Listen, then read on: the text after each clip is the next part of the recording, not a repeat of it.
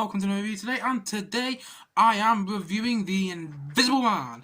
And this film stars Elizabeth Moss, who I previously saw in Top of the Lake, which was kind of a niche drama, so I don't know if anyone's seen that.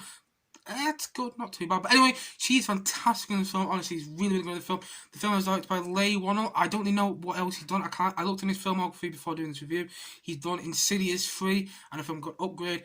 I haven't seen either of them, so I don't really know what sort of films he does. So, basically, I've been hearing very good things about this film, and you might have been hearing very good things about this film as well. It's currently holding a 91% on Rotten Tomatoes and a 7.7 rating on IMDb. So, I was actually quite looking forward to going and seeing this film. And I've got to say, I have mixed thoughts. I don't think the film is bad. I'm not saying that. I actually think the film's quite good. It's very well made, and it's got some very good aspects to it. But it's also got inconsistencies and a tad too many twists.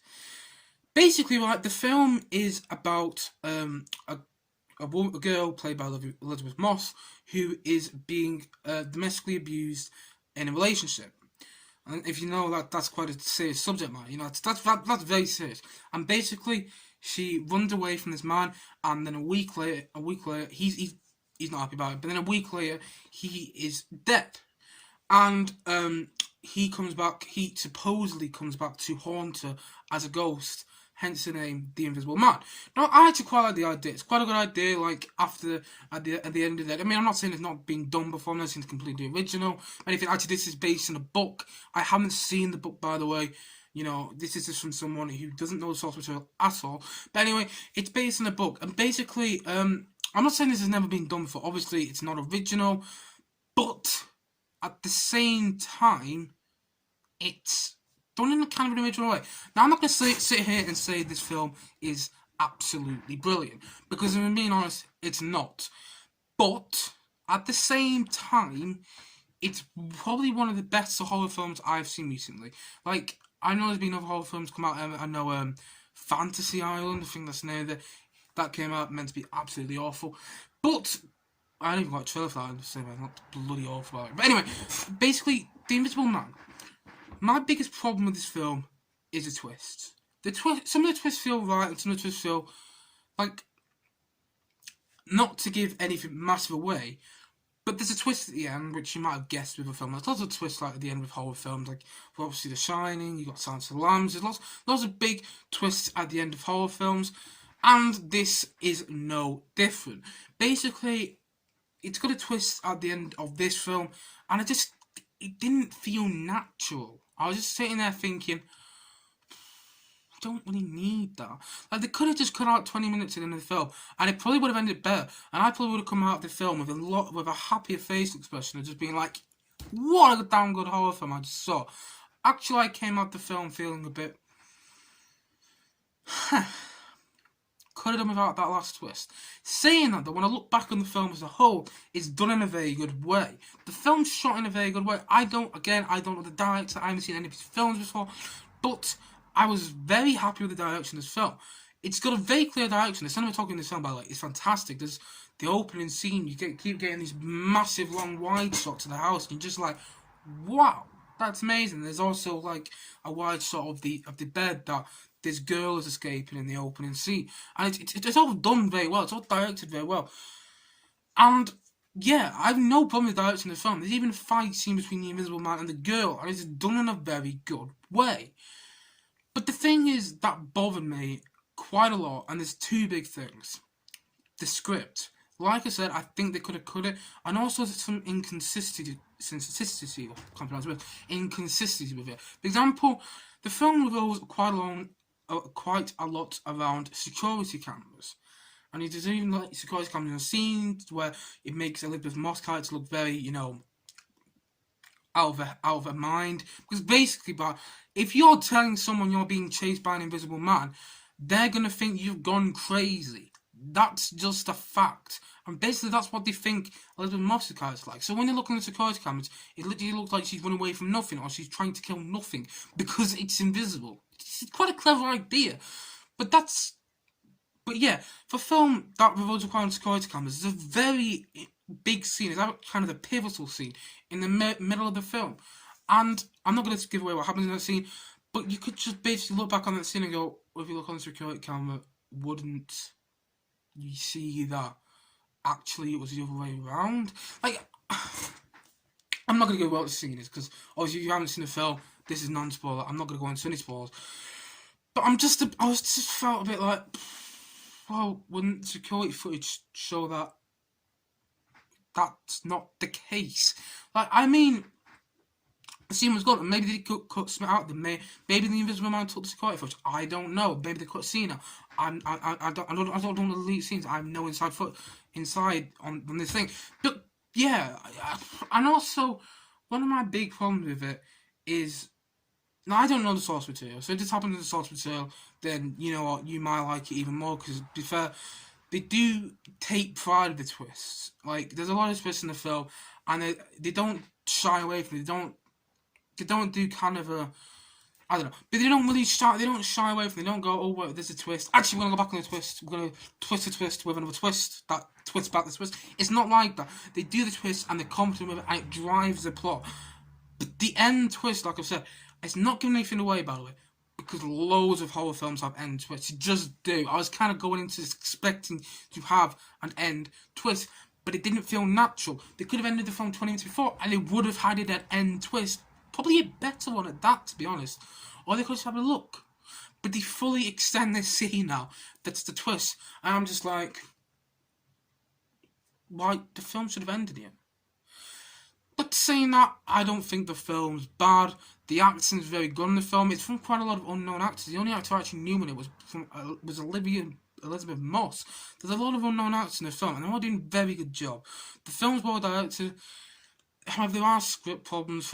Like I said, for a film that revolves around quite a lot of security cameras, they don't seem to be using the security footage in quite a lot of important scenes. I'm just like, we could prove something there, and then we wouldn't need all this happening.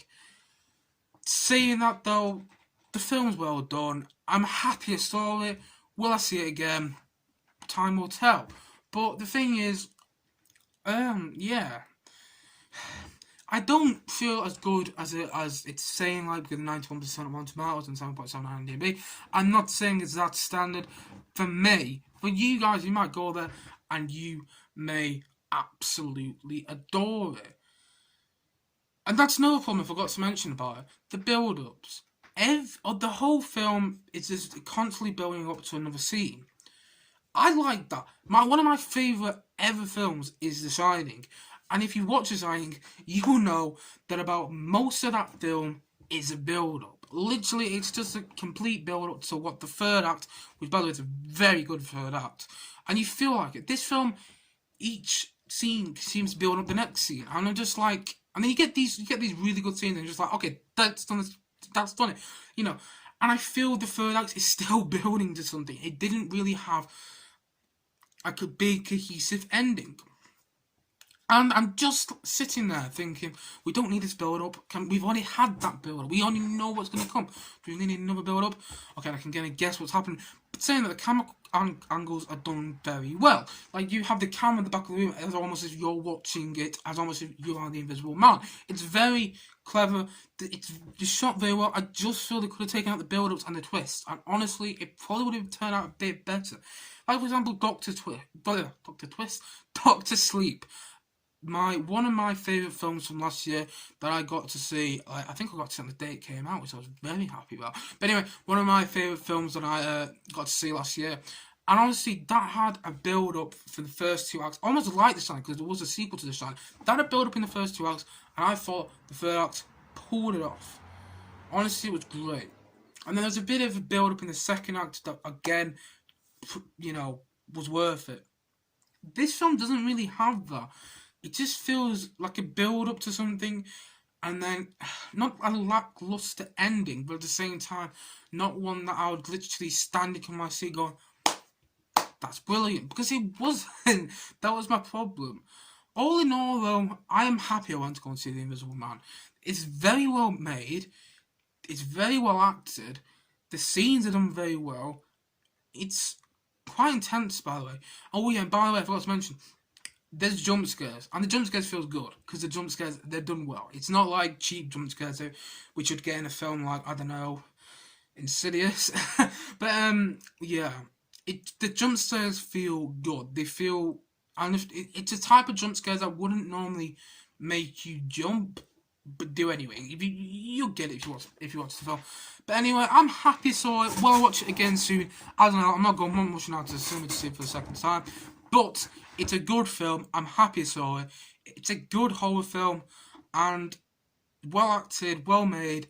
I just feel as inconsistency with the script, and it didn't need as much twist as it did. They need the build-ups. However, I don't know the source material. If that happened in the source material, then I'm pretty sure they were swaying away from the source material, from the views I've read. Basically, yeah. I'm happy I went to go and see it, but saying that, I don't know if I'm going to see it again anytime soon. So all in all, I'm going to give The Invisible Man 2020, because there's already been one made in 1960, I don't know why. But anyway, I'm going to give The Invisible Man 2020 a overall 7 out of 10. Side note, I've heard this is in the same universe as the dark, like this dark universe at the Universal. Correct me if I'm wrong, might be Warner Bros. But I think it's Universal are making, which is in the same universe as a Mummy 2017. Enough said about the better. Honestly, it's awful. I only watched half of it, and I don't plan on watching the other half. But anyway, I'm happy that this is the next step in that universe. And like I said, I did like The Invisible Man. I just thought it could have been a bit better. Saying that, I'm happy to go and see it. So like I said, it's a 7 out of 10 from me. Anyway, guys, what did you think of The Invisible Man? Did you love it? Did you hate it? Or did you just not watch it? And if not, why not? Please do comment below and let me know. I'd love to know your thoughts. Anyway, guys, thank you for watching. As always, like, subscribe, and check back to see more. I look forward to many more reviews coming soon, including some of the older films that I'm going to go and look at very soon. And obviously a new film sometime next week, maybe even 2. Anyway, guys, thank you for watching. Like, subscribe, and check back to see more. See you guys again soon, and thank you for watching. See you guys again soon. Bye.